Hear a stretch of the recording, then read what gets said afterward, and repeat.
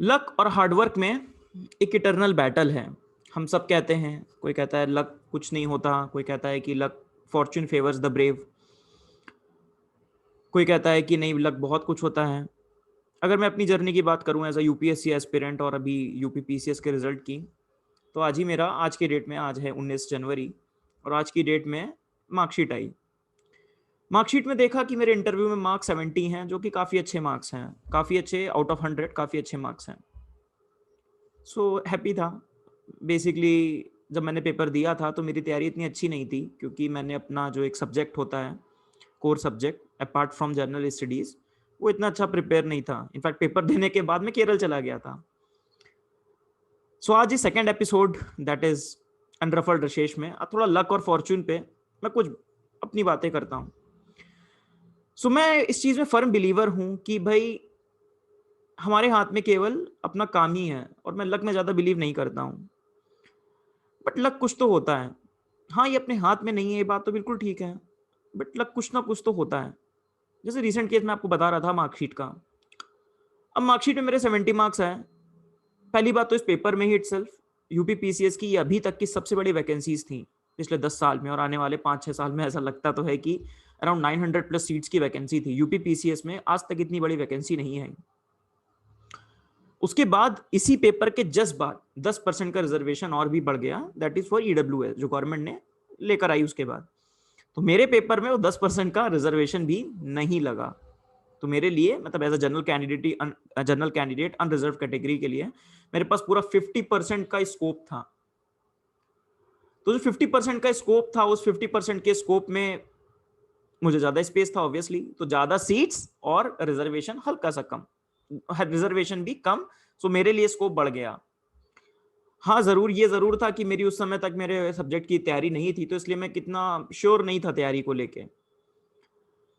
इस पेपर में एक और खासियत थी कि इंटरव्यू के मार्क्स की सिग्निफिकेंस काफ़ी कम है। केवल 100 नंबर का इंटरव्यू होता है आउट ऑफ 1600। 1600 में 100 नंबर का इंटरव्यू के मार्क्स होते हैं। तो जब मेरा इंटरव्यू कॉल आया तो मैंने सोचा ये आपके जनवरी 2020 की बात है।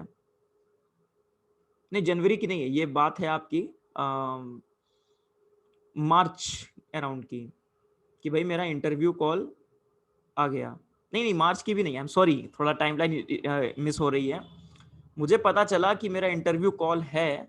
मैंने पेपर दिया था सितंबर अक्टूबर 2019 में, अक्टूबर 2019 में मैंने पेपर दिया, और इसका रिजल्ट फाइनल आया अराउंड, मैं उस समय केरल में ही था, लॉकडाउन के जज्बात गया था। तो जुलाई में ही रिजल्ट आया, जून में आई बिलीव, और उसके तुरंत बाद इंटरव्यू लग गए।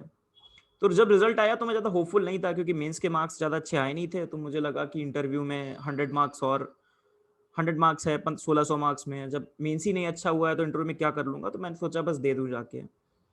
आज जब मैंने रिजल्ट आया, मेरा सिलेक्शन हो गया ब्लॉक डेवलपमेंट ऑफिस में और एज एन ऑफिसर।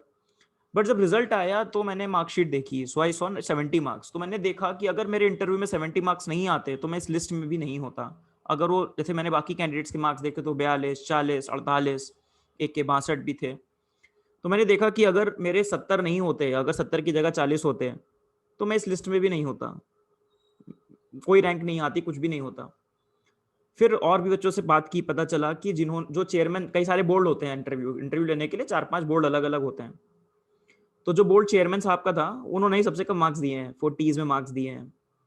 तो ये बात सोच के लगी कि यदि इफ मेरा बोर्ड भी चेयरमैन साहब का होता तो कितना भी अच्छा इंटरव्यू देता, तो 48 दे देते, 50 दे देते, 70 तो ना देते। 70 ना देते तो फिर क्या होता, है ना। तो मैं लिस्ट में नहीं होता। तो यहाँ पे बोला जा सकता है कि हाँ, लक काफ़ी फेवर किया right from the start. Paper कह लीजिए नंबर ऑफ वैकेंसीज को लेके, फिर कह लीजिए रिजर्वेशन को नहीं था, फिर आप कह लीजिए अभी 70 मार्क्स वाला इंटरव्यू बोर्ड मेरा ऐसा बैठा जिसने, जो एक प्रोबेबिलिटी थी जिसके मार्क्स ज़्यादा देने की। हाँ, स्टेप बाय स्टेप फॉर्च्यून मिलता गया, तो सिलेक्शन हो गया।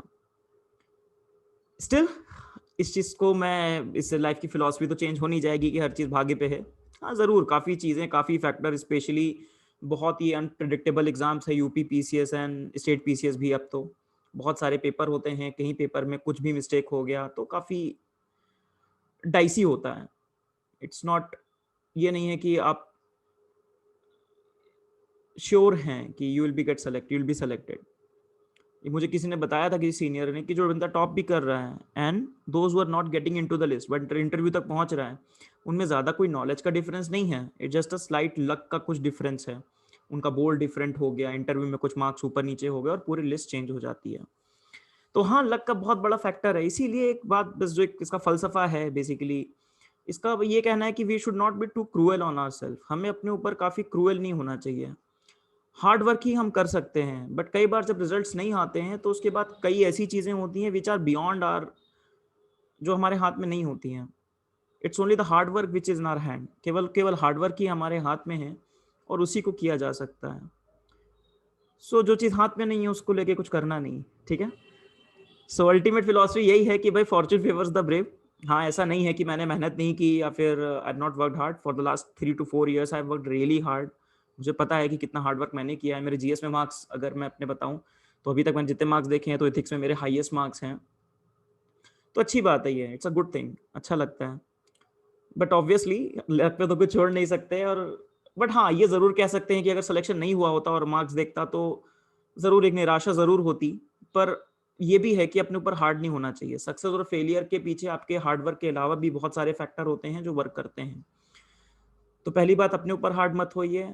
आपके सामने यदि कोई है जो सक्सेसफुल नहीं हो पा रहा है, कोशिश कर रहा है, तो मे बी बहुत सारी चीज़ें होंगी जो उसके भी उसके लिए भी शायद लक वर्क ना कर रहा हो। So be kind on them also, है ना। तो जैसे मे बी मेरा लक काम कर गया, मे बी नेक्स्ट टाइम उनका लक काम कर जाए। तो खुद भी अपने ऊपर हार्ड मत होइए, कोशिश करते रहिए, यही हमारे हाथ में है। हार्ड वर्क करते रहिए, कोशिश कीजिए कि आपको लक की ज़रूरत ही ना पड़े। कोशिश कीजिए, जैसे मेरे जैसे मेंस के मार्क्स ही इतने अच्छे होते कि इंटरव्यू में अगर 40 मार्क्स भी होते तब भी I would have been in the list. हाँ, ज़रूर, और इंटरव्यू अच्छा दीजिए, यही हमारे हाथ में है। चलिए, तो फिर मिलते हैं आपसे अगले सेशन में। अगले सेशन में नहीं, अगेन बोलूँगा, अगले एपिसोड में। Bye bye.